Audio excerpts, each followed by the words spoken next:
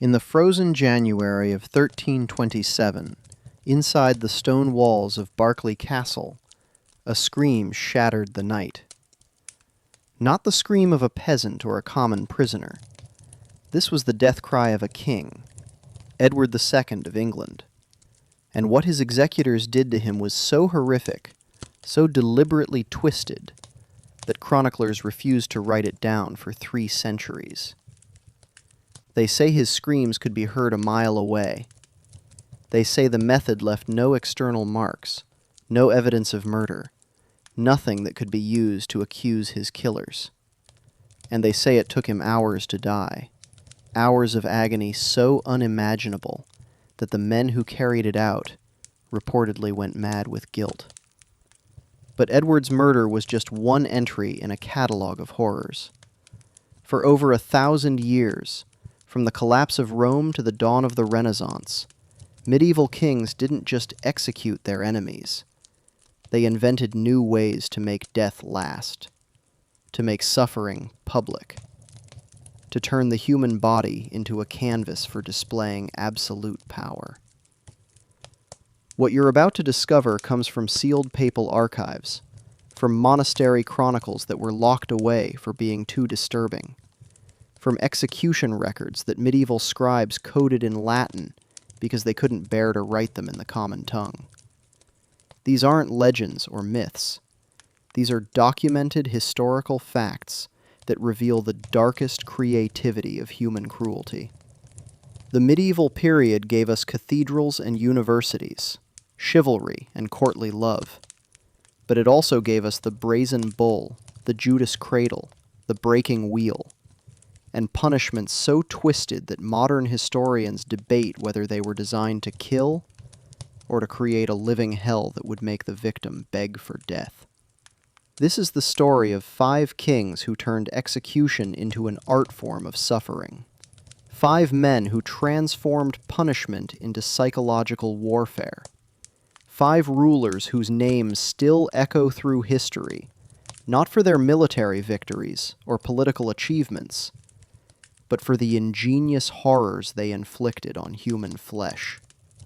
And one of them may have created a punishment so terrible that it's still used as a torture method today. This is the hidden history they don't teach in schools, the twisted punishments that kings invented for their enemies. And by the end, you'll understand why these methods were designed not just to kill, but to destroy the very idea of resistance. Section 2, Main Introduction and Historical Context. To understand why medieval kings became architects of agony, you need to understand the world they ruled.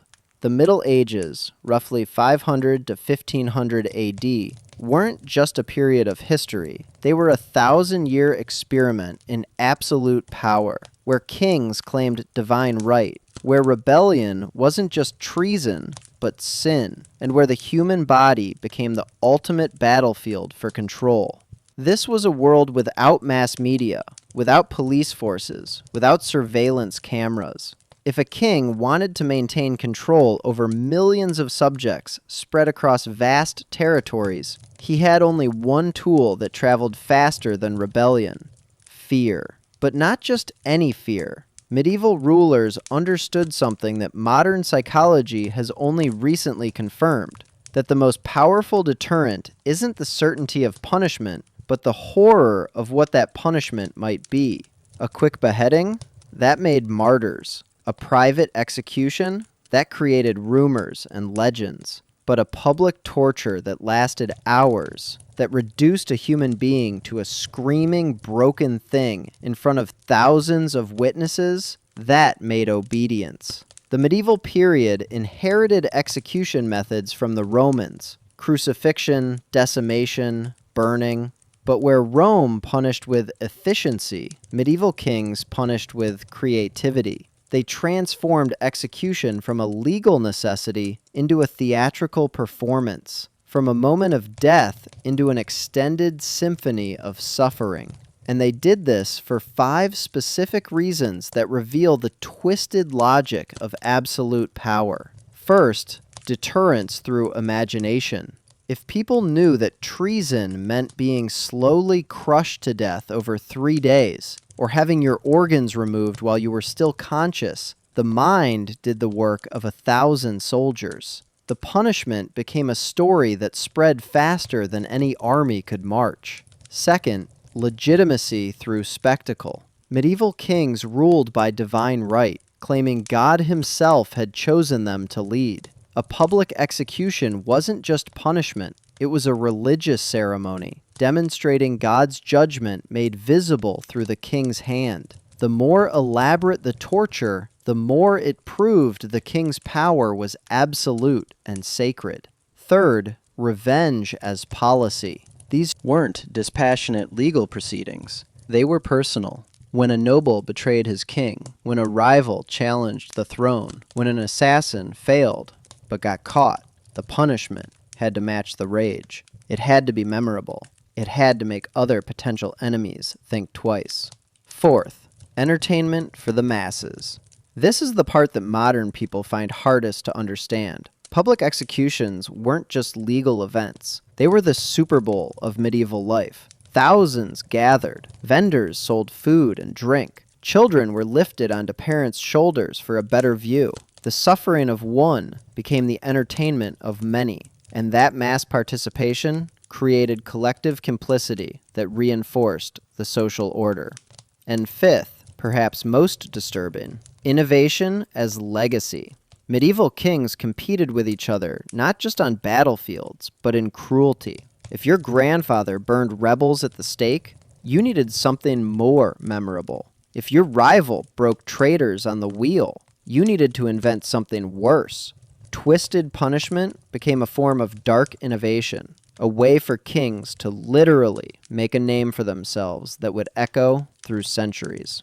The punishments we're about to explore weren't accidents of primitive barbarity. They were calculated, designed, refined over years of use. Medieval executioners were professionals who trained for decades, learning anatomy, physics, and psychology. They knew exactly which bones to break first, which organs could be removed without causing immediate death, which positions created maximum pain while prolonging consciousness. They turned the human body into an instrument that could be played, and suffering into a performance that could last hours or even days. What follows are 5 specific cases. 5 kings who invented or perfected punishments so twisted that their names became synonymous with cruelty. Each one reveals a different aspect of medieval savagery. One focused on psychological torment, another on physical impossibility, a third on public humiliation, a fourth on technological innovation, and the last on pure, undiluted horror. And what makes these stories truly disturbing isn't just what these kings did, it's how carefully they designed these methods, how much thought went into maximizing suffering, how these punishments reveal a kind of dark genius that forces us to confront an uncomfortable truth about human nature. We like to think of ourselves as evolved beyond such barbarism, but the medieval period wasn't some alien civilization. It was our direct ancestors, people with the same cognitive abilities, the same emotional range, the same capacity for love and creativity that we have. Which means the capacity for inventing twisted punishment isn't some relic of a primitive past. It's part of the human toolkit, waiting in the shadows of absolute power. So brace yourself, because what you're about to discover will change how you think about medieval history, about human cruelty, and about the thin line between civilization and savagery. We begin with a king whose method of execution was so horrifying that it allegedly made his own executioners go insane. A punishment designed to leave no evidence, to create maximum agony, and to send a message so clear that it terrified England for generations. We begin with the murder of Edward II and the red-hot poker that ended a king's life in the most twisted way imaginable. Action 3. Story number 1. Edward II and the red-hot poker. Edward II of England was not supposed to die in agony. Born in 1284, he inherited the throne from his father, Edward I, a king so formidable they called him the Hammer of the Scots. But where his father was a warrior who commanded respect through strength, Edward II was different. He preferred the company of male favorites over his nobles. He loved farming and rural crafts over warfare and tournaments. He showered wealth and titles on commoners, enraging the aristocracy who believed power should remain in their bloodlines. His wife, Isabella of France, the she-wolf, grew to despise him. His barons openly rebelled, and by 1326, his own queen had invaded England with an army, captured him, and forced him to abdicate in favor of his teenage son. Now here's where it gets complicated. Deposed kings are dangerous. Even locked in a castle, Edward remained a living symbol that could rally loyalists. Killing him openly would create a martyr and potentially spark civil war. So Isabella and her lover Roger Mortimer needed Edward dead, but they needed it to look natural. No marks, no wounds, nothing that could be called murder. What they invented became one of history's most twisted execution methods. In January 1327, Edward was imprisoned in Berkeley Castle in Gloucestershire, a fortress of cold stone overlooking the river Severn. His jailers were carefully chosen, men loyal to Mortimer, men who understood what needed to be done without explicit orders being given. For months they tried to kill him through neglect. They moved him to a cell directly above a pit filled with rotting animal corpses, hoping the toxic fumes would sicken him to death naturally. Edward, 33 years old and still relatively healthy, refused to die. So on the night of September 21st, 1327, his executioners received their final orders. What happened next was documented decades later by chroniclers who interviewed witnesses, servants who heard the screams, guards who fled their posts, priests who were called to administer last rites and found a scene they could barely describe. The execution team consisted of 3 men, John Maltravers, Thomas Gurney, and a professional executioner whose name has been lost to history, perhaps deliberately. They entered Edward's cell after midnight, carrying a heavy wooden table, leather restraints, a horn funnel, and an iron poker that had been heating in the castle's forge for over an hour. Edward knew immediately what was about to happen. The method they used was designed with surgical precision. First, they held him down. It took all 3 men because, despite months of poor treatment, Edward fought with the desperate strength of a man who knows he's facing unimaginable horror. They forced him face down onto the table. They bound his arms and legs with leather straps so tight that witnesses later said they cut into his flesh. Then they inserted the horn funnel. Medieval chronicler Geoffrey Le Baker wrote this account 40 years later, based on testimony from a Berkeley Castle guard who was outside the door. The shrieks that came forth that night were heard throughout the castle and in the nearby town. They were not the shouts of a man calling for help, but the screams of a soul being torn from its body in the most grievous torment that human cruelty could devise. The poker, heated to a dull red glow, was inserted through the funnel. The horn funnel served 2 purposes. It prevented external burns that would be visible evidence of murder, and it directed the instrument to internal organs, specifically the bowels, where it would cause catastrophic damage that wouldn't be immediately apparent to anyone. Examining the body. The poker was pushed deep into Edward's body cavity, burning through intestinal walls, searing internal tissue, creating injuries that would be agonizing beyond comprehension, but not immediately fatal. Contemporary accounts say Edward's screams were so loud and so terrible that they echoed across the river Severn to the village beyond. Dogs in the town began howling. Horses in the castle stables panicked and had to be restrained. 2 guards reportedly abandoned their posts and fled into the night, unable to bear what they were hearing. The torture lasted approximately 15 minutes, though to Edward it must have felt like hours. The internal burns created shock, massive infection, and organ failure. But death didn't come quickly. Edward lingered in conscious agony for another 2 to 3 hours before finally succumbing, his body racked with fever, his voice reduced to wet, gasping screams. When physicians examined his body the next day, they found exactly what his killers intended. No external marks of violence, no stab wounds, no ligature marks around his neck, no obvious signs of poisoning. The official cause of death was recorded as natural causes following a long illness, the perfect murder. But the truth couldn't stay buried. Within weeks, rumors spread throughout England about the deposed king's horrific death.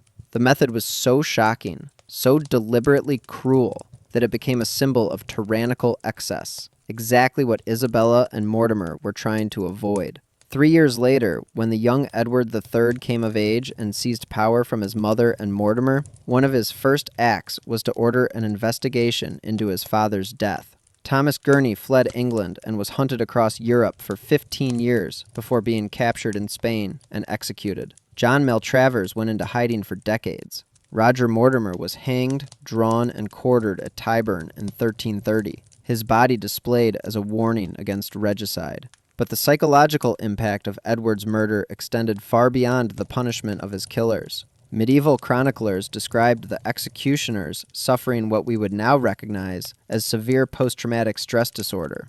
Thomas Gurney reportedly became an alcoholic who would wake screaming from nightmares. The unnamed professional executioner supposedly went mad, claiming he could still hear Edward's screams years later, and died in an asylum maintained by monks. Even hardened killers, men trained to end lives without emotion, were broken by what they had been forced to do. And here's what makes this punishment truly twisted. It was designed not just to kill, but to send multiple messages simultaneously. First, to Edward's supporters, your king died screaming in agony, and there's nothing you can do about it, because officially, he died of natural causes. Second, to future rivals, challenge the throne, and even your royal blood won't protect you from the most degrading death imaginable. Third, and perhaps most disturbing, the method was specifically chosen to mock Edward's rumored homosexuality, turning his suspected sexual preferences into the mechanism of his destruction. A final humiliation added to ultimate physical torment. The red-hot poker method became infamous throughout medieval Europe, whispered about in cautionary tales, referenced in political threats. But it was rarely repeated, not because it was too cruel for medieval sensibilities, but because it was too risky. The screams were too loud, the executioners were too traumatized, the political blowback was too severe. Edward II's murder proved that some punishments are so twisted that even their creators come to regret them.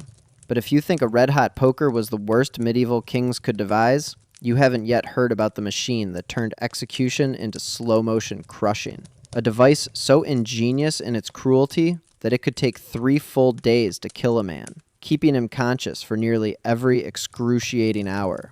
That story begins in medieval France, with a duke who loved engineering almost as much as he loved revenge, and the breaking wheel he perfected became the gold standard of twisted punishment for over 400 years.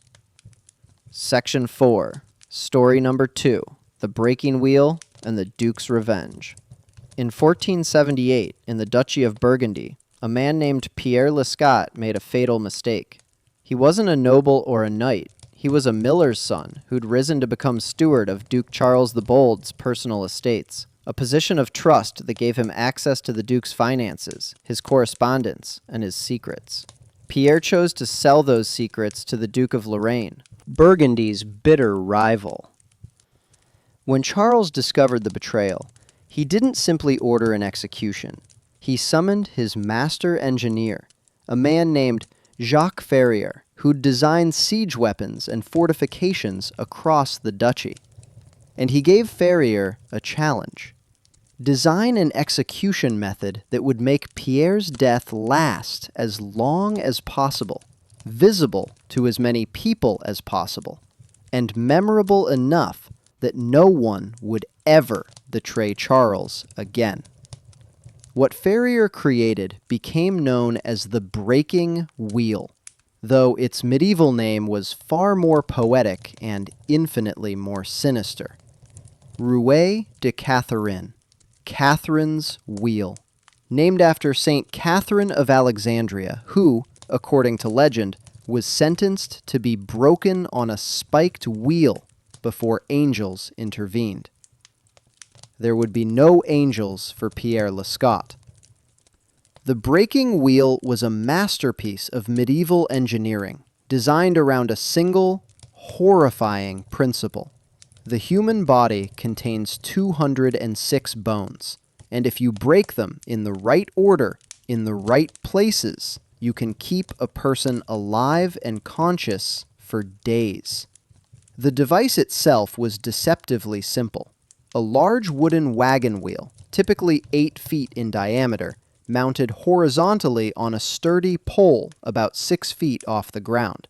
Beneath the wheel, a wooden platform with carefully positioned gaps, spaces where limbs would hang unsupported, creating leverage points for braking. The executioner's tools, a large iron braking bar shaped like an oversized cricket bat, and an intimate knowledge of human anatomy. On a cold October morning in 1478, Pierre Lescot was dragged to the town square of Dijon, where a crowd of over 3,000 had gathered. Medieval execution platforms were built in town centers, usually near churches, turning the space where community gathered for worship into a theater of suffering. This wasn't accidental. The proximity to sacred ground sent a message. Even God was witness to what happened when you betrayed your Lord. Pierre was stripped to his undergarments and laid face up on the wooden platform, his arms and legs spread wide, tied at the wrists and ankles so he couldn't move, but his limbs remained fully extended. The positioning was crucial. Each limb had to rest partially over a gap in the platform, creating a space where bone could be struck without the ground beneath to absorb the impact. The executioner that day was a man named Henri Vallone, a third-generation professional who'd learned the craft from his father. Henri carried the braking bar to the platform, lifted it high so the crowd could see, then announced in a voice trained to carry across thousands of people, "For the crime of treason against Duke Charles, Pierre Lescot is sentenced to die upon the wheel. May God have mercy on his soul, for I shall have none." Then the breaking began. Medieval executioners followed a specific sequence, refined over decades of practice. They started with the extremities and worked inward, ensuring the victim remained conscious as long as possible. First strike, the right shin, just below the knee. The iron bar came down with calculated force, not hard enough to shatter the bone into fragments, but hard enough to create a clean break that would fold the lower leg at an unnatural angle. Contemporary accounts from witnesses described the sound. A wet crack, followed immediately by Pierre's scream, a sound that started as a shout and spiraled into a shriek that made women in the crowd cover their children's ears. Second strike, the left shin. Same technique, same sickening crack. Now Pierre's legs were broken, but he was still fully conscious, his nervous system flooded with pain signals that the medieval mind had no way to process or understand. There were no pain medications, no morphine, no way to escape except into unconsciousness, and skilled executioners knew how to keep victims from fainting. Between strikes, Henri would wait, sometimes 30 seconds, sometimes a full minute. This wasn't mercy, it was calculation. Each pause allowed the pain from the previous break to fully register, to spread through the body, to create anticipation and terror for the next blow. Psychological torture layered onto physical destruction. Third and fourth strikes, both forearms just above the wrist. Pierre's screams had degraded into constant, hoarse shrieking, punctuated by gasping breaths. The crowd's reaction was divided. Some watched in satisfied silence, justice being served. Others turned away, unable to stomach what they were seeing. Vendors continued selling food and drink, business as usual at the medieval equivalent of a public spectacle.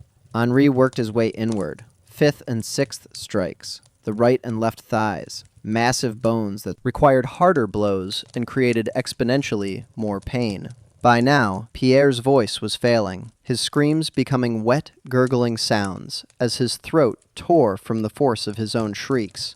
But the executioner wasn't finished. Seventh and eighth strikes, the upper arms, just below the shoulder. Each major limb was now broken in 2 places, creating a grotesque puppet with joints that bent in directions nature never intended. After the 8th strike, Henri paused. He checked Pierre's pulse at the neck, examined his eyes, confirmed he was still conscious despite the catastrophic trauma. This is where the breaking wheel revealed its true, twisted genius. The next phase wasn't more breaking. It was the weaving. With the help of 2 assistants, Henri began threading Pierre's broken limbs through the spokes of the great wheel. Arms and legs were bent around the wooden frame in patterns that looked almost decorative, like a horrific human wreath woven through the wheel's structure. The broken bones ground against each other with every movement, creating new waves of agony that Pierre no longer had the voice to adequately express. Once Pierre's body was fully integrated with the wheel, Henri and his assistants hoisted it upright on the pole, lifting the wheel and its human cargo into the air, where it would be visible across the entire square. And there, Pierre Lescaut hung, broken but alive, displayed like a flag of flesh and agony. The breaking wheel's final cruelty was temporal. The victim wasn't meant to die from the breaking itself. The trauma was carefully calibrated to avoid hitting major arteries or causing catastrophic internal bleeding. Instead, death came slowly over the next 24 to 72 hours from a combination of shock, exposure, dehydration, infection, and internal injuries that gradually accumulated. For Pierre, it took 41 hours. Records from the Dijon Town Guard detail the timeline. Hour 1 through 6, continuous screaming and crying, begging for water, for mercy, for death. Hour 7 through 12, screaming, reduced to moaning, delirium setting in as shock and dehydration took hold. Hour 13 through 24, periods of unconsciousness alternating with moments of lucidity, where Pierre would suddenly scream as if just remembering where he was and what had happened. Hour 25 through 40, mostly unconscious, breathing becoming shallow and irregular, body temperature dropping as shock progressed toward organ failure. Hour 41, death, as witnessed by the guards stationed to monitor the wheel. Pierre's breathing simply stopped, his body finally surrendering to injuries that had been incompatible with life since the first bone broke. But the wheel's purpose wasn't finished. Pierre's corpse remained on display for another week, a decomposing reminder visible from every corner of Dijon's town square. Birds came, flies gathered, the body swelled and darkened in the autumn sun, and every citizen who passed through the square saw what became of traitors. The breaking wheel spread across Europe like a dark innovation in viral technology. France, Germany, the Netherlands, Scandinavia, even parts of Eastern Europe adopted variations of the method. Each region added refinements. Some used spiked wheels. Others incorporated preliminary torture before the breaking. A few even developed elaborate wheeled platforms that could rotate the victim for better public visibility. The last recorded use of the breaking wheel in Europe was in Prussia in 1841, over 350 years after Pierre Lescaut's execution. That's 3.5 centuries of this punishment being considered not just acceptable, but standard for serious crimes. Thousands of people died this way, each one enduring hours or days of agony that modern pain management specialists say would be literally incomprehensible to the human nervous system. But what makes the breaking wheel truly twisted isn't just the physical suffering it inflicted. It's the precision, the careful engineering, the fact that someone sat down and calculated exactly how much you could break a human being while keeping them alive. Someone refined the technique over generations. Someone turned murder into a science. The breaking wheel proved that given enough time and incentive, humans will engineer cruelty as carefully as they engineer cathedrals. But at least the breaking wheel killed its victims within days. Our next punishment was designed never to kill at all, only to create a state of suffering so constant, so inescapable, that victims would beg for death as a mercy that would never come. We're going to meet a Byzantine emperor who perfected the art of keeping enemies alive in permanent agony. And the cage he invented would be considered a war crime if used today, but in the Middle Ages, it was celebrated as justice. Sitchin 5, story number 3, The Byzantine Cage and Living Death. Constantinople, 1025 AD, the jewel of the Byzantine Empire, where Roman tradition met Eastern opulence, where golden domes reflected Mediterranean sunlight, and where Emperor Basil II, called Bulgaroktonos, the Bulgar Slayer, ruled with an iron fist wrapped in purple silk. Basil had earned his terrifying nickname after defeating the Bulgarian Empire in 1014, when he allegedly blinded 15,000 captured soldiers, leaving one man in every 100 with a single eye to lead his companions home. A march of horror that stretched for miles, and reportedly caused the Bulgarian Tsar to die of shock upon seeing them. But even that mass atrocity wasn't Basil's most twisted punishment. That distinction belonged to what happened to his own nephew. Constantine Dalasenos was born into Byzantine nobility in 998, nephew to the emperor through his mother's bloodline, which meant he had a theoretical, if distant, claim to the throne.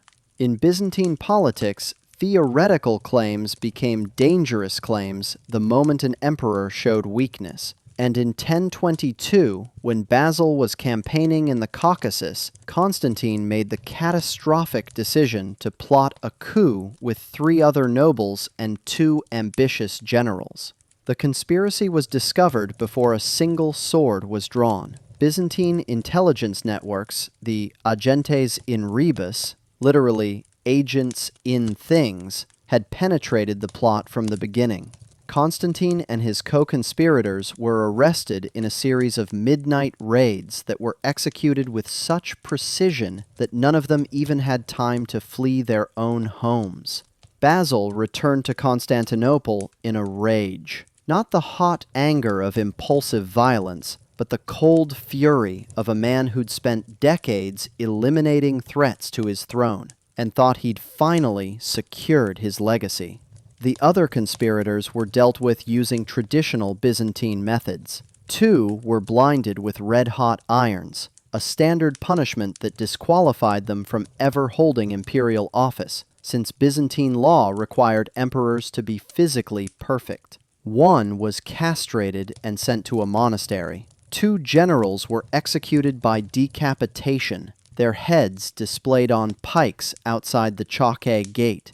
But for Constantine, his own nephew, Basil, designed something special, something that would serve as a living monument to the price of ambition. He ordered the construction of a cage, not a cell or a dungeon, a cage. Specifically, an iron framework barely larger than a standing human body, measuring approximately 6 feet tall, 3 feet wide, and 2 feet deep.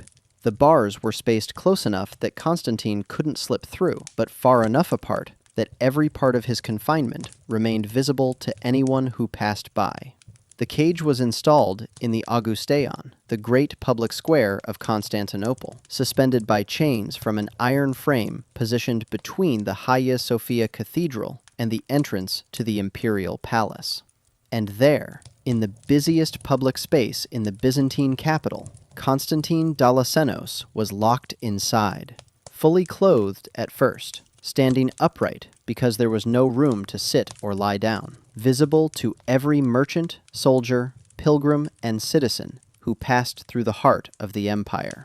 The cage's design was diabolical in its simplicity. It prevented everything humans need for basic comfort, while keeping the victim alive indefinitely.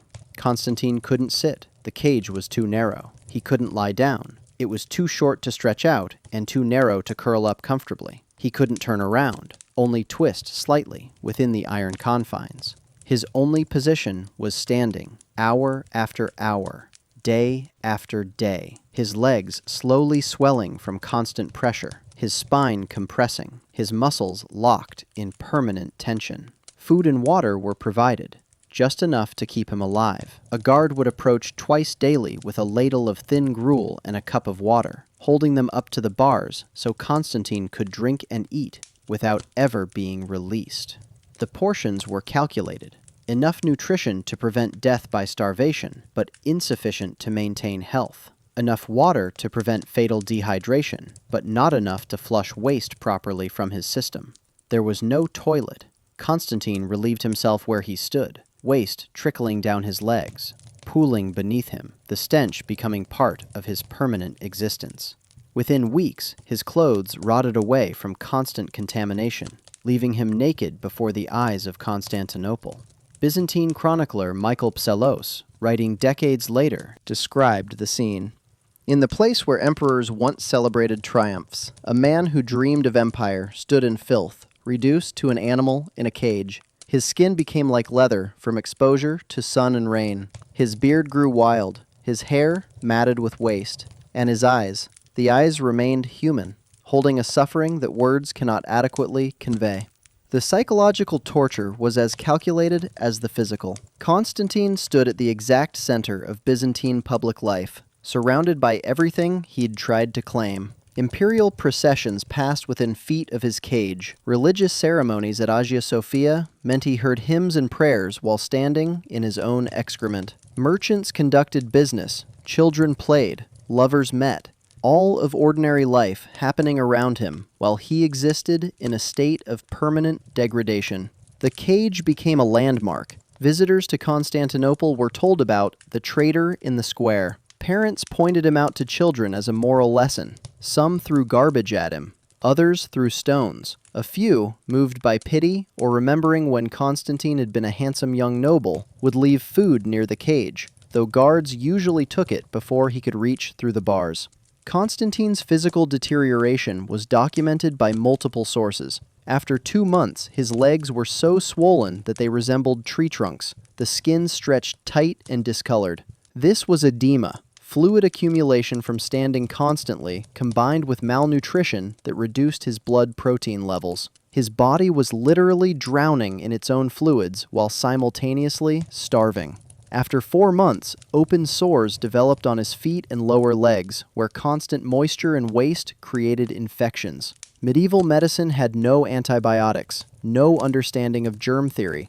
The infections festered, spreading slowly, creating wounds that wept pus and blood, attracting flies that laid eggs in his rotting flesh. Maggots actually helped clean some wounds, consuming dead tissue, a grotesque mercy that prevented gangrene from spreading faster. After 6 months, Constantine's mind began to break. Guards reported that he no longer responded to his name. He would spend hours staring at nothing, occasionally mumbling to himself in words that made no sense. Modern psychology would recognize this as dissociation, the mind's desperate attempt to escape a reality that consciousness can no longer bear. Constantine was achieving, mentally, what his body could never do, leaving the cage, even as his flesh remained trapped. And still, Basil kept him alive. When infections threatened death, physicians were summoned to apply treatments, vinegar washes, honey poultices, herbs that had mild antibacterial properties, not to relieve suffering, but to extend it. The cage's purpose wasn't execution. It was perpetual punishment, a living reminder that defying the emperor meant a fate worse than death. Constantine Dalasenos lived in that cage for 14 months. Chroniclers debate the exact cause of death, most likely a combination of infected wounds, organ failure from prolonged malnutrition, and possibly pneumonia from exposure during Constantinople's cold winter rains. When he finally died in January 1024, his body had been in the cage so long that rigor mortis locked it into the standing position. Guards had to break his legs to extract the corpse. Even in death, the cage had claimed him.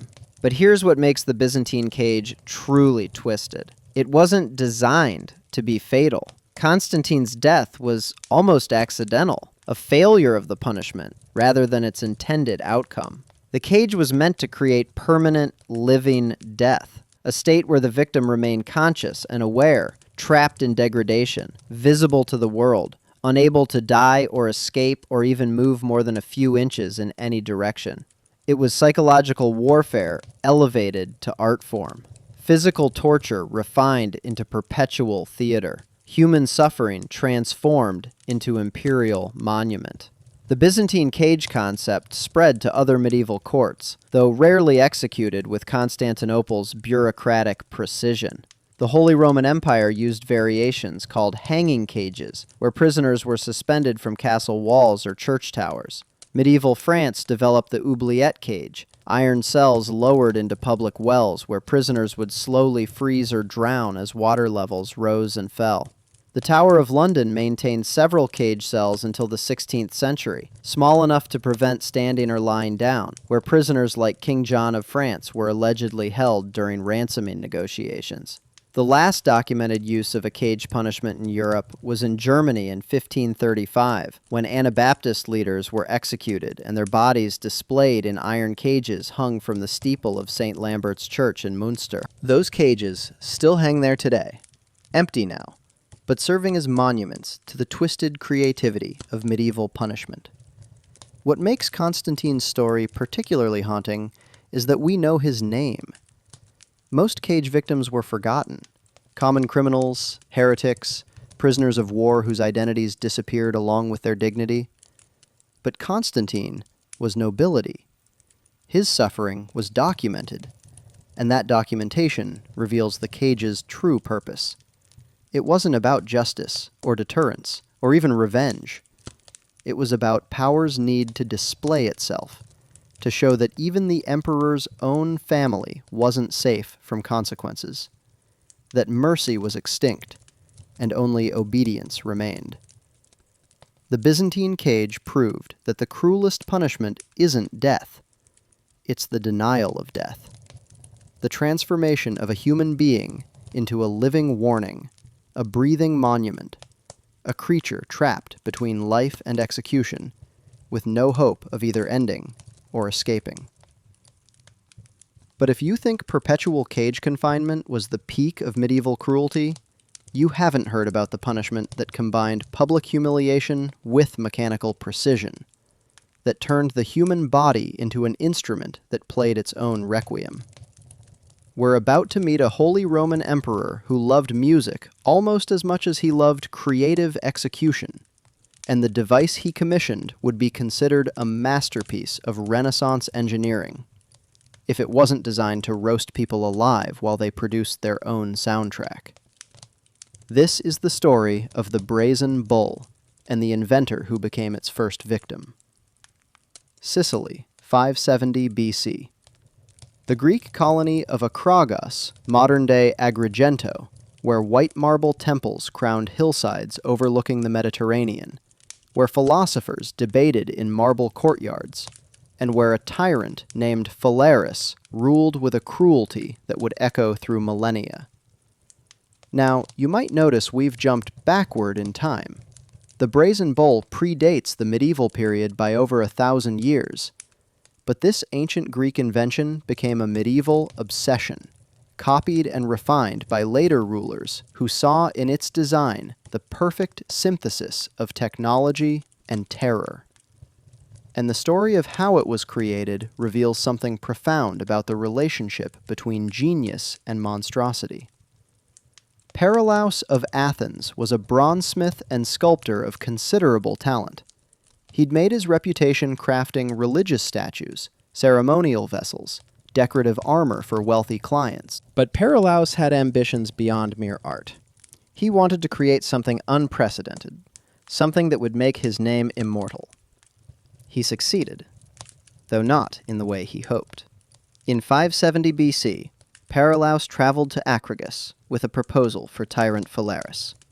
He arrived at the palace carrying detailed blueprints and a scale model of what he called an execution device of unparalleled ingenuity. What he proposed was this: a life-sized hollow bull, cast in bronze, large enough to contain a full-grown man inside its belly.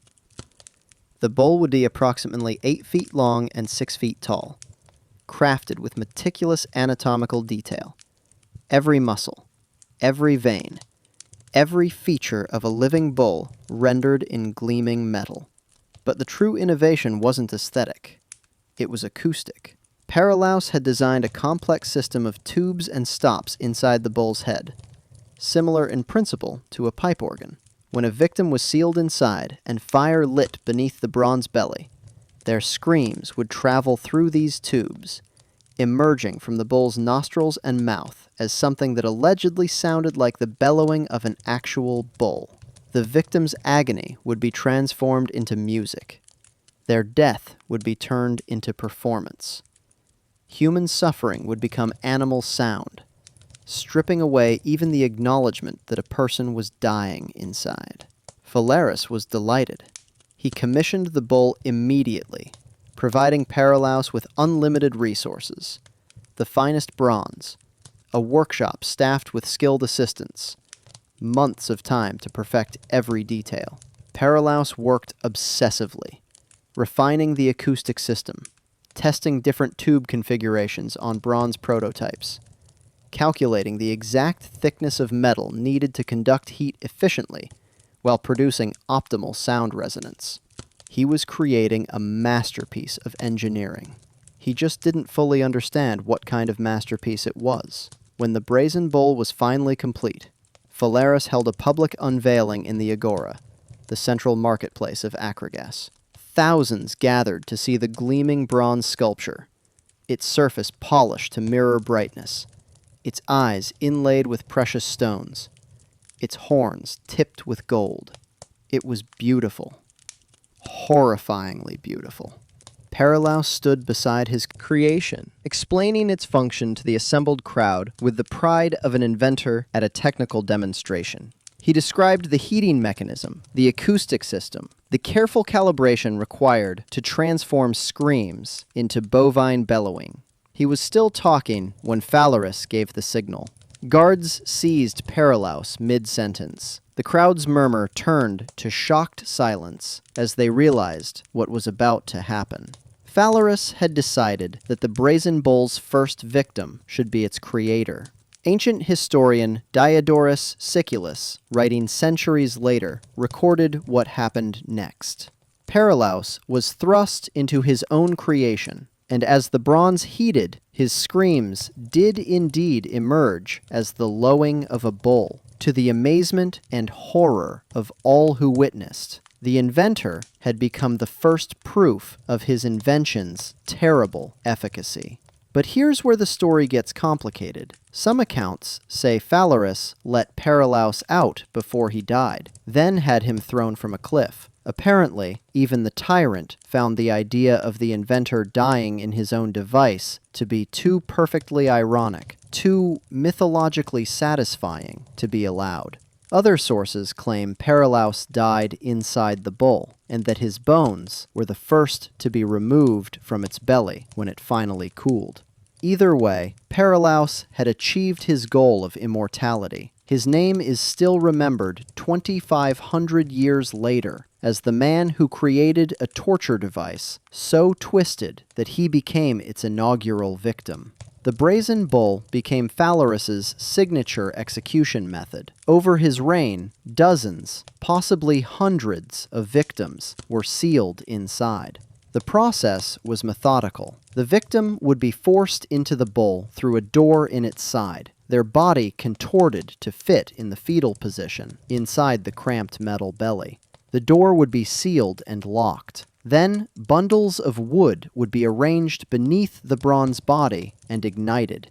Bronze is an excellent conductor of heat. Within minutes, the interior would become unbearably hot. Within 10 minutes, hot enough to cause severe burns. Within 20 minutes, hot enough to literally cook human flesh. But the brazen bull's true horror wasn't just the burning. It was the combination of sensory torments. First, the heat, gradually increasing from uncomfortable to agonizing to lethal, giving the victim full awareness of what was coming. Second, the darkness, sealed inside with no light, no way to see, only able to feel the metal walls growing hotter against their skin. Third, the claustrophobia, unable to stand, unable to stretch, unable to move more than inches in any direction. trapped in a metal womb that was becoming an oven. Fourth, the sound. Their own screams echoing inside the bronze chamber, distorted by the acoustic tubes, coming back to them as animal sounds. Their humanity literally being transformed into something else as they died. And fifth, the knowledge. Understanding that outside the bull, crowds were gathering not in horror, but in entertainment, listening to the music of their agony, watching the bronze sculpture as if it were a performance rather than a murder. Death typically came within 30 to 60 minutes, though the exact timeline depended on how intensely the fire was stoked. Some executioners would deliberately use smaller fires that heated the bull more slowly, extending the torture to over an hour. Others would build massive fires that turned the bull red hot, killing the victim faster but ensuring their body was literally cooked, fused to the bronze interior in ways that made extraction difficult. Phalaris ruled for 16 years, and the brazen bull became the symbol of his tyranny. But tyrannies built on terror rarely end peacefully. In 554 BC, the citizens of Akragas rose up, stormed the palace, and captured Phalaris. And in an act of poetic justice that would inspire storytellers for millennia, they executed him inside his own brazen bull. Whether this actually happened is historically debated. Some scholars think it's too perfect to be true, a moral fable added later to satisfy our need for narrative symmetry. But the story was repeated throughout the ancient and medieval worlds, becoming a cautionary tale about the dangers of inventing cruelty. The brazen bull itself disappeared from history for centuries after Phalaris's death. Some sources claim it was melted down. Others say it was taken to Carthage as war booty, later captured by Romans and eventually lost. But the idea of the brazen bull refused to die. Medieval European rulers, reading about it in ancient texts, became fascinated by its combination of spectacle and suffering. Several attempted to recreate it, most famously, allegedly, Holy Roman Emperor Frederick II in the 13th century, though historical evidence for this is sketchy at best. What is documented is that the concept influenced medieval execution technology.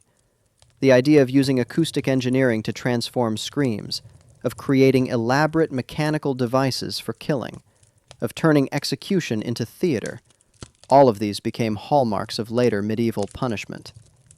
The brazen bull proved that the most twisted punishments aren't just about inflicting pain.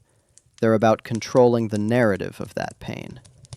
By turning human screams into animal sounds, the device literally dehumanized its victims in real time, making it easier for crowds to watch, easier for executioners to perform, easier for tyrants to justify.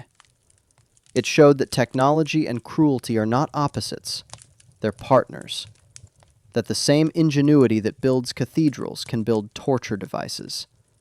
That genius and monstrosity can inhabit the same mind, the same moment, the same gleaming bronze sculpture.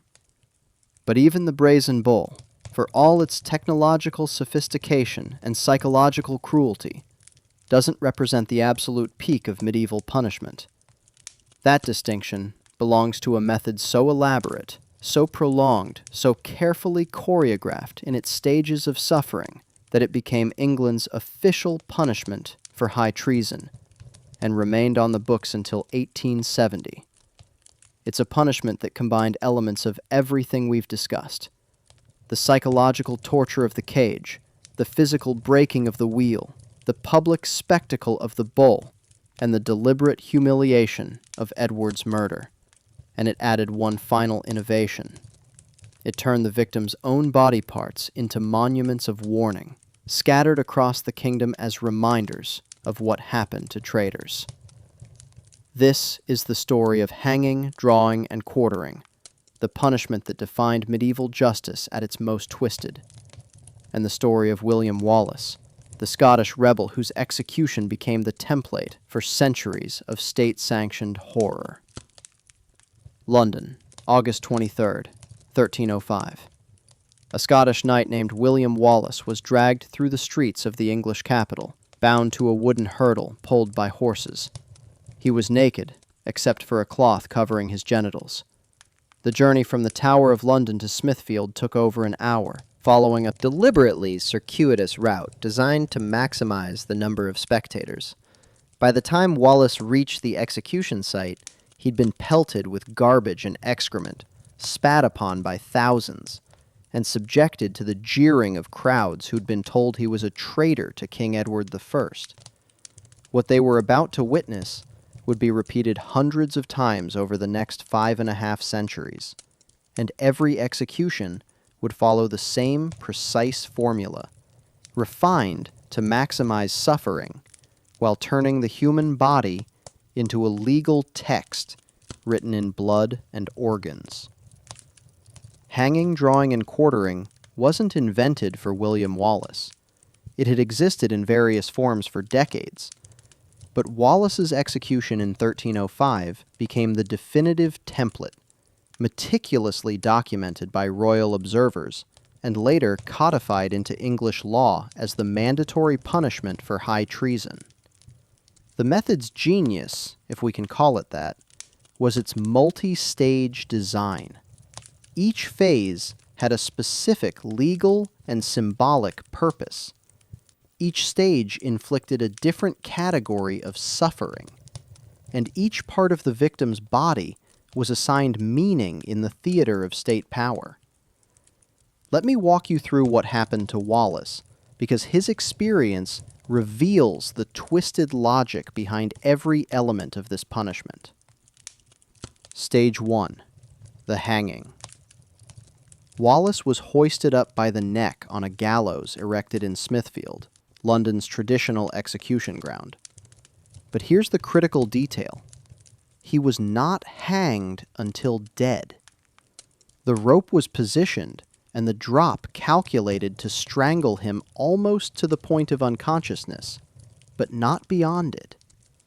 Executioners trained for years to perfect this technique, knowing exactly how long to leave a man hanging before cutting him down, how to read the signs of approaching death and pull him back from the edge.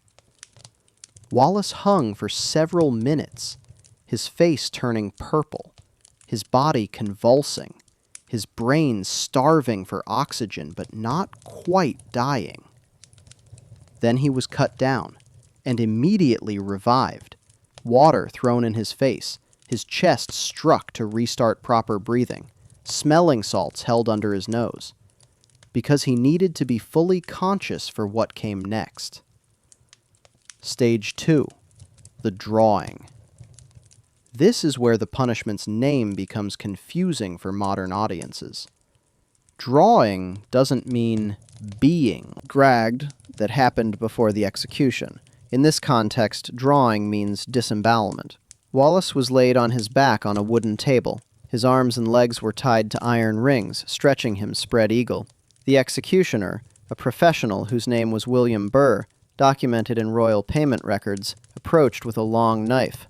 What happened next was done slowly, deliberately, with an intimate knowledge of anatomy designed to prolong consciousness. First, the executioner made an incision from the base of Wallace's sternum down to his pelvis, a deep cut through skin, muscle, and abdominal wall. Then, reaching inside the body cavity, he began removing organs, not randomly, but in a specific order prescribed by law and tradition. The intestines first, pulled out in loops, held up for the crowd to see, then thrown onto a nearby brazier where they would burn while Wallace watched. This part of the punishment had explicit religious symbolism. The bowels were considered the seat of moral corruption in medieval anatomy, so burning them represented purifying the traitor's sins before God. Executioners would reach in and pull out sections of intestine, parts of the liver, sometimes even the stomach, all while the victim remained conscious, able to see their own organs being extracted and burned. Contemporary accounts of Wallace's execution describe him praying throughout this stage, reciting the Pater Noster even as his own intestines smoldered in the flames beside him. For most victims, this stage lasted 15 to 20 minutes before blood loss and shock finally caused death, but the punishment wasn't finished. Stage 3. The beheading. Once the victim was confirmed dead, or near enough that resistance was impossible, The executioner would remove the head with an axe or large knife. Wallace's head was struck off with 3 blows, then held up by the hair so the crowd could see. The executioner traditionally shouted, "Behold the head of a traitor," a ritual formula repeated at every execution of this type for centuries. But removing the head wasn't the end. It was just preparation for the final stage. Stage 4, the quartering. The headless body was then divided into 4 pieces, literally quartered, using an axe to hack through the torso. This wasn't done with surgical precision. It was crude butchery, designed to reduce a human being to meat, to completely destroy the integrity of the body. And then came the final humiliation, the distribution. William Wallace's head was placed on a pike atop London Bridge, where it remained on display for years, gradually decomposing into a skull that would eventually blow away in the wind. His 4 body quarters were sent to 4 different locations across Britain: Newcastle, Berwick, Stirling, and Perth. Each quarter was displayed on city gates, preserved with tar, left to rot slowly, where everyone entering those cities would see them and understand the price of rebellion. Wallace's body parts remained on display for decades. His head stayed on London Bridge for nearly 20 years. The message was clear. Traitors didn't just die. They were erased, scattered, prevented from even having a proper burial or memorial. Hanging, drawing, and quartering became the standard English punishment for high treason, used consistently from the 13th century until it was finally abolished in 1870, though the last actual use was in 1820 against the Cato Street conspirators. That's over 550 years of this punishment being considered not just acceptable, but legally mandated for specific crimes. Hundreds of people died this way, each one enduring the same multi-stage horror, the same deliberate choreography of suffering. The list of victims includes some of the most famous names in British history. Guy Fawkes in 1606, though he managed to break his neck jumping from the gallows platform before the disembowelment stage. Thomas More refused to cooperate, accepting a mere beheading instead. Countless Jacobite rebels, Catholic priests, political dissidents, all subjected to this same formula of torment. But what makes hanging, drawing, and quartering truly twisted isn't just the physical suffering. It's the semiotic violence, the way it turned the human body into a legal document. The hanging represented the crime against the king's peace. The disembowelment symbolized corruption of the traitor's heart. The beheading signified the end of seditious thoughts, and the quartering demonstrated that the traitor's body belonged to the crown, to dispose of as it wished. Every stage had meaning. Every cut had symbolism. Every distribution point conveyed a message. It was punishment as literature, torture as theology, execution as political theory written on flesh. And it worked. For centuries, the fear of being hanged, drawn, and quartered served as one of the most powerful deterrents in English law. The method was so effective at instilling terror that even when it was finally abolished in 1870, it took another 98 years, until 1998, before the British government removed the legal possibility of capital punishment for high treason entirely. The ghost of hanging, drawing, and quartering lingered in British law for 128 years after the last actual execution, a testament to how deeply this twisted punishment had embedded itself in the cultural imagination. It represented the culmination of everything medieval punishment had been perfecting for centuries: deterrence through horror, spectacle as policy, the body as political canvas, and suffering as performance art. William Wallace's scattered remains, Edward II's screams echoing across Berkeley Castle, Pierre Lescot woven into his wheel, Constantine Dalaseno standing in his cage, Paralaus burning in his bronze bowl. 5 stories, 5 twisted punishments, 5 examples of what humans are capable of when power is absolute and cruelty is codified into law. But what do these stories mean? What do they tell us about human nature, about civilization, about the thin line between justice and sadism? And perhaps most disturbingly, are we really as far removed from these horrors as we'd like to believe? We've journeyed through 5 centuries of twisted punishment, 5 rulers who transformed execution from necessity into art form, 5 methods that reveal humanity's capacity for calculated cruelty. Edward II, murdered with a red-hot poker in a death designed to leave no evidence, teaching us that the cleverest cruelty is the kind that can be officially denied. Pierre Lescott, broken bone by bone on a wheel that kept him conscious for 41 hours, showing us that precision and torture are not opposites, but partners in the engineering of suffering. Constantine Dalasenos, trapped in a cage for 14 months of living death, proving that sometimes the cruelest punishment isn't death at all, but the denial of death, the transformation of a human being into a living warning. Paralaus and his brazen bull, where technology and cruelty merged to create a device that literally dehumanized its victims by transforming their screams into animal sounds, demonstrating that even genius can serve monstrosity. And William Wallace, hanged, drawn, and quartered in a multi-stage performance of suffering that turned his body into a legal text written across 4 corners of Britain. The culmination of everything medieval punishment had been perfecting: spectacle, symbolism, and systematic destruction. 5 stories, but they're really one story. The story of what happens when power becomes absolute, when fear becomes policy, when the human body becomes the ultimate canvas for displaying authority. A 10% chance of a terrible punishment is more deterring than a 90% chance of a mild one. The imagination fills in the gaps, does the work of 1,000 guards, creates terror that spreads faster than any army. These punishments weren't accidents of primitive barbarity. They were calculated instruments of governance, designed by intelligent people who understood human psychology, anatomy, and social dynamics, which is perhaps the most disturbing revelation of all. But the medieval period wasn't inhabited by a different species. These were humans, with the same cognitive abilities we have, the same emotional range, the same capacity for love, creativity, and compassion that exists today. Which means the capacity for designing twisted punishment isn't some extinct trait. It's part of the human toolkit, dormant perhaps, but waiting in the shadows of unchecked authority.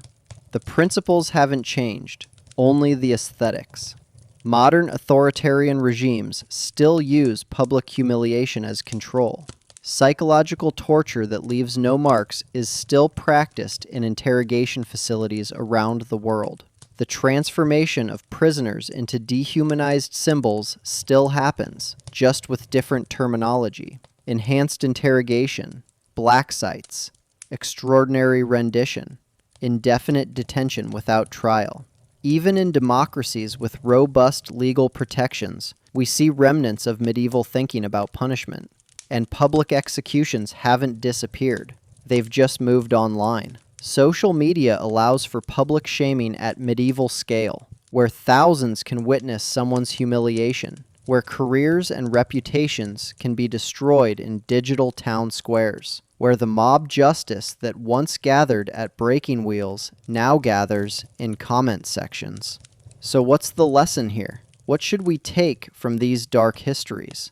First, that civilization is fragile. The same societies that built cathedrals built torture devices. The same minds that composed music composed execution choreography. Culture and barbarism aren't opposites. They coexist, sometimes in the same moment, sometimes in the same person. Just abuse power, simply. They become creative in abuse, competitive in cruelty. Architects of suffering who treat punishment as an art form to be perfected. Fourth, that empathy is learned, not inherent. Medieval crowds who ate lunch while watching executions weren't psychopaths. They were products of a culture that had normalized such spectacles, which means our current revulsion at these methods is culturally constructed, taught, maintained by institutions and values that must be actively defended. And fifth, perhaps most critical, that the capacity for this level of cruelty lives in all of us, waiting for the right conditions. Fear, anger, the dehumanization of enemies, the certainty of righteousness, and the permission of authority. We are the descendants of the rulers who invented these punishments. We're also the descendants of their victims, of the crowds who watched, of the executioners who carried them out, and of the chroniclers who documented them with fascinated horror. So when we look back at medieval punishment with revulsion and disbelief, we're not just observing history. We're looking into a mirror. A dark mirror, certainly, one that reflects possibilities we'd prefer to deny, but a mirror nonetheless. And every generation must choose whether to repeat those patterns or break them, must decide whether power should be absolute or limited, must determine whether the other, the criminal, the enemy, the traitor, remains human in our eyes, or becomes something we can torture without moral cost. The institutions that prevent medieval-style cruelty, human rights law, independent judiciaries, free press, democratic accountability, international oversight, aren't ancient or inevitable. Most are less than a century old. Some are less than 50 years old. All of them are fragile, maintained only through constant vigilance and active defense. We're resurrecting old ones. We're opening doors that took centuries of hard-won moral progress to close. Those screams never really ended. They echo forward through history, warning us about what's possible when we stop treating suffering as something to minimize and start treating it as something to engineer. The rise of centralized nation-states made public torture counterproductive. It created martyrs and sparked rebellions. The Enlightenment introduced ideas about natural rights and human dignity that made explicit cruelty harder to justify philosophically. Economic changes meant that killing or permanently maiming criminals became waste of potential labor. In other words, twisted punishment declined not primarily because we became better people, but because the incentive structures changed. When cruelty stopped being useful, it became unfashionable. When power could be maintained more efficiently through other means, spectacular suffering fell out of favor. But here's the thing about knowledge. Once you understand how something works, you can choose not to repeat it. We learn to recognize the warning signs, when enemies are dehumanized, when suffering becomes entertainment, when cruelty is justified as necessity, when power operates without oversight, when spectacle replaces justice. The kings who invented these punishments wanted to be remembered. They wanted their cruelty to echo through centuries as a demonstration of their power. We remember them as cautionary tales, as examples of what absolute power corrupts into, as architects of agony whose names now serve primarily as warnings about what humans must guard against in themselves. Phalaris wanted the brazen bull to demonstrate his strength. Instead, it demonstrates the inevitable fate of tyrants, consumed by their own cruelty, remembered only for their worst acts, their names becoming synonyms for barbarism rather than greatness. Cruelty may work in the short term, but it creates enemies, inspires resistance, and ultimately collapses under the weight of its own excess. The medieval period's twisted punishments teach us that the capacity for horror exists in all humans, but they also teach us that this capacity isn't destiny. Every time we reject torture as ineffective and immoral, we're making that choice. Every time we demand accountability for abuses of power, we're making that choice. Every time we insist that even our worst enemies retain human rights, we're making that choice. And every time we fail to make those choices, every time we look away from cruelty, every time we justify suffering as necessary, every time we accept that some people deserve to be treated as less than human, we take one step back toward Berkeley Castle, toward the breaking wheel, toward the cage. So here, at the end of our journey through medieval horror, the question becomes personal. What will you do with this knowledge? Suffering is dismissed when power operates without accountability. Will you defend the fragile institutions and hard-won norms that separate us from the world that produced these punishments? Or will you assume that progress is inevitable, that barbarism is safely confined to the past, that it could never happen again because we're somehow fundamentally different from our ancestors? But it also means we can choose not to. We can look at the brazen bull, the breaking wheel, the cage, the red-hot poker, the quartering block, and decide that these represent paths we will not walk again, no matter how afraid we become, no matter how angry, no matter how certain we are of our own righteousness. That choice is easier said than made. It requires constant vigilance. It demands that we defend people we don't like, that we maintain principles even when they're inconvenient, that we refuse to dehumanize enemies even when they've dehumanized themselves. It means accepting that some questions, what to do with dangerous people, how to maintain order, how to respond to threats, don't have easy answers, and that the temptation to reach for medieval solutions will always exist, especially in moments of crisis. Back to a world where execution is theater, where suffering is spectacle, where the human body becomes a canvas for displaying absolute power, where screams echo from castle walls, and broken bodies decorate public squares. Back to a world where Constantine stands in his cage, and Pierre hangs on his wheel, and Edward screams in his cell, and William's scattered remains mark the corners of a kingdom, and Paralaus burns in his own invention. Remember those screams from Berkeley Castle that opened our story? The ones that shattered the frozen January night in 1327? The death cry of Edward II that could be heard a mile away? They echo still, in every abuse of power. In every moment when authority chooses cruelty over mercy. In every instance when the powerful transform punishment into performance. But they also echo as warning, as reminder, as the sound of what we must never allow to become normal again. They show us what we're capable of at our worst, but the fact that we now recognize them as worst rather than justice shows us what we're capable of at our best. The ability to evolve moral systems, to extend dignity even to enemies, to constrain power even when constraint is inconvenient. History suggests it's the latter, that every generation must re-earn the right to call itself civilized, that the capacity for medieval cruelty never disappeared. It just went dormant, waiting for the moment when fear and power and dehumanization align once again.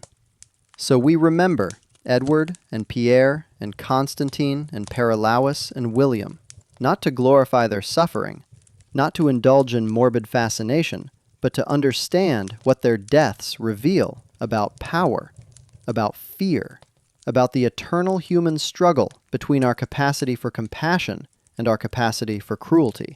We remember so that when we hear someone argue that torture is necessary, that some people don't deserve rights, that spectacular punishment deters crime, that enemies should be dehumanized, we recognize those arguments for what they are. Not new ideas, not solutions to modern problems, but very old ideas, as old as Phalaris and his bull, as old as kings who turned execution into art form, as old as humanity's darkest impulses, dressed up in the language of necessity and justice. But it also gave us the brazen bull, the breaking wheel, the cage, the red-hot poker, and the quartering block. Human nature. The question is which one we choose to cultivate, which one we allow to flourish, which one we pass to future generations as the definition of who we are. And every day, in ways large and small, we make that choice again. This is the hidden history they don't teach in schools. Not because the facts are unknown, but because the implications are uncomfortable. Because recognizing that medieval cruelty emerged from human nature means recognizing that human nature hasn't fundamentally changed, but the impulses themselves, the capacity for twisted punishment, for engineering suffering, for transforming execution into spectacle, those remain part of the human toolkit, dormant, but not dead, waiting in the shadows of unchecked power. and for centuries they worked, until finally, slowly, painfully, through countless struggles and setbacks, humanity began to build a different kind of world, one where suffering wasn't spectacle, where punishment wasn't performance, where the human body was recognized as something that shouldn't be twisted into symbols of power. But we live in it nonetheless, and that's worth defending. For Edward, who died screaming in a castle cell, for Pierre, who hung broken on his wheel, for Constantine, who stood in his cage until his body gave out, for Paralauus, who burned in his own invention, for William, whose body was scattered across four corners of a kingdom. We owe them memory, not glorification, not entertainment, but honest recognition of what was done to them and why, so that the patterns that produced their suffering can be identified, understood, and prevented from repeating. The kings who ordered these punishments wanted to be remembered for their power, for their ability to instill fear, for the ingenious horrors they created. And perhaps that's the final twist, that the most elaborate punishments, the most carefully engineered suffering, the most spectacular displays of absolute power ultimately served only to demonstrate power's limitations. The brazen bull couldn't silence opposition. The breaking wheel couldn't crush dissent. The cage couldn't imprison hope. The red-hot poker couldn't erase loyalty. The quartering block couldn't kill ideas. They learned it slowly. They learned it painfully. And many never learned it at all, going to their own graves believing that one more twisted execution, one more display of power, one more broken body on display would finally secure their rule. And so we arrive at the end of our journey through medieval darkness, carrying knowledge that is both burden and armor, the understanding of what humans are capable of inflicting and what that capability demands of us in response.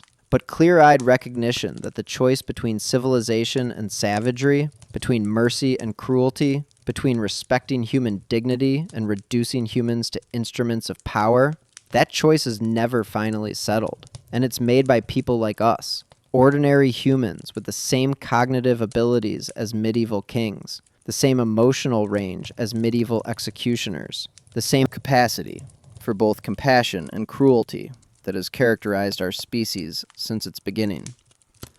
But they also reveal a more hopeful truth, that we're capable of choosing otherwise, of building systems that constrain rather than enable cruelty, of evolving moral frameworks that recognize universal human dignity, of looking at the brazen bull and the breaking wheel and deciding collectively that these represent paths we will not walk again. That choice, repeated daily, defended constantly, maintained vigilantly, is what separates us from the world that produced these horrors. Just choice. The fragile, imperfect, daily choice to treat other humans as humans, even when they're enemies, even when they've done terrible things, even when cruelty would be easier or more satisfying. Remember them, not as entertainment, not as distant curiosities from a primitive past, but as warnings, as documentation of what happens when power becomes absolute, when fear becomes policy, when the human body becomes canvas for displaying authority. This is the hidden history they don't teach in schools, the twisted punishments that kings invented for their enemies, the calculated cruelty that humans engineered when power was unconstrained and suffering was spectacle. That work is never finished. The capacity for medieval cruelty never disappears. It only waits, dormant, for the conditions that might awaken it. Which means the final lesson of these twisted punishments isn't about medieval history. It's about eternal vigilance, about recognizing patterns, about defending fragile achievements, about making the choice every day to be the humans who constrain rather than enable cruelty. May they remain silent for 700 more, not through forgetting, but through remembering, not through distance, but through understanding, not through denying our capacity for cruelty, but through choosing, deliberately and daily, not to exercise it. And that's a legacy worth fighting for.